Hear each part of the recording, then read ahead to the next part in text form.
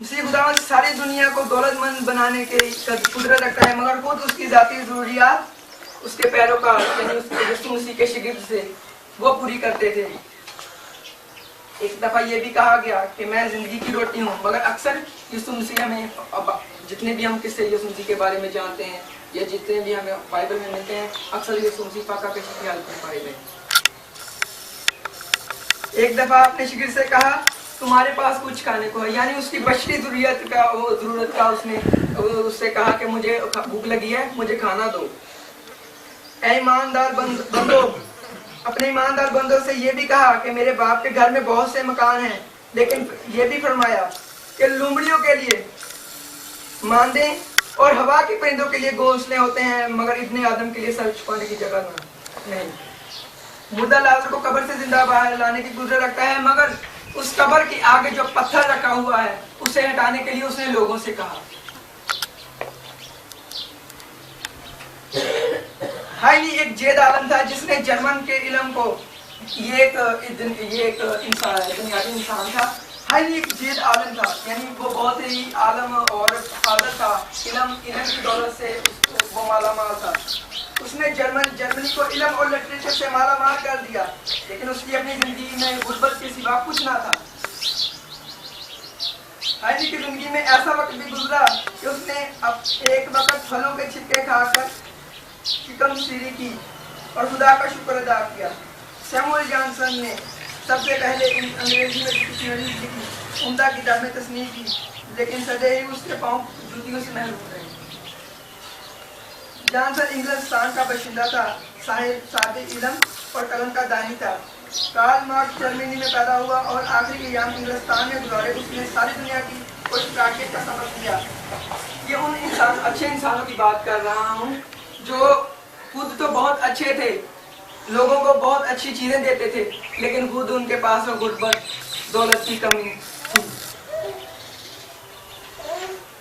और रूस जैसे मुल्क उसका गिरवेदा हो गया। आखिरी अय्याम जब उसने अपनी तहरीर को मुकम्मल किया तो उसके बीवी बच्चों को मौत ने उससे छीन लिया।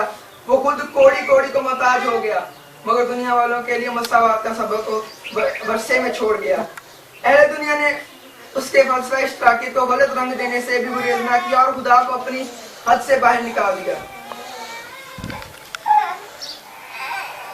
दरीचा शक के खुदा की प्यास शख्सी तमन्ना थी, क्योंकि वो जिस्मानी तौर पर ढाल हो चुका था।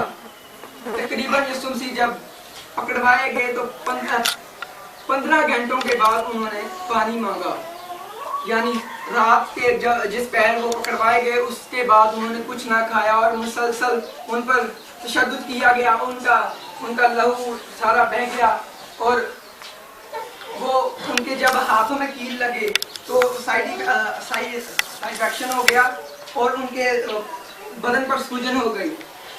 और आखिरकार उन्होंने अपनी प्यास का इजहार किया कि मैं प्यासा हूँ, मुझे पानी दो। लेकिन उसकी प्यास आज भी कायम है, वो हमेशा के लिए प्यासा है। हमारे खलूस का, हमारी अकीदत का, हमारी मोहब्बत का, हमारी खिदमत का। मसीह खुदा ने पानी मांगा, लेकिन उसे सिरका दिया गया। सिरका जब दिया गया तो सिरका देने के अमल में 3 चीजें इस्तेमाल हुई हैं, जो शायद आप उनको देख भी लें तो आप उनसे बहुत दूर भागेंगे, लेकिन खुदा यीशु मसीह को उन 3 चीजों के जरिए पानी पिलाया गया। एक सरकंडा, दूसरा सिरका, यानी उस वक़्त का जो खराब तरीन मशरूब था वो सिरका था, यानी कि उस सिरका पीने से गुनाह होता था। और चौथा जो था वो एक स्पंज, जिसे आप लोग समझते हैं कि जब यीशु मसीह के मुंह पर वो स्पंज लगाया गया या वो सूखा लगाया गया तो वो एक कपड़ा था, लेकिन नहीं, वो कपड़ा नहीं था। वो उस वक़्त कीचड़ का एक जानवर हुआ करता था जो कीचड़ में रहता था, और जब वो कीचड़ में गिरता था तो अपने अंदर कीचड़ को जज़ब कर लेता था, और जब वो अपने आप को करता था तो उससे कीचड़ बाहर निकलता था। सरकंडे के ऊपर वो जानवर लगाया गया और उसको सिरके से भिगोया गया, और जैसे ही वो उसे सिरके से भिगोया गया उसने सिरके को अपने अंदर संभाल लिया और फिर उसे यीशु मसीह के मुंह पर लगाया गया। निजात दहिंदा आप भी अपनी प्यास का जिक्र करते हुए आज के ज़माने से मुखातिब है, मैं प्यासा हूँ, तुमने मुझे पानी ना दिया, मैं भूखा था, तुमने मुझे खाना ना खिलाया, मैं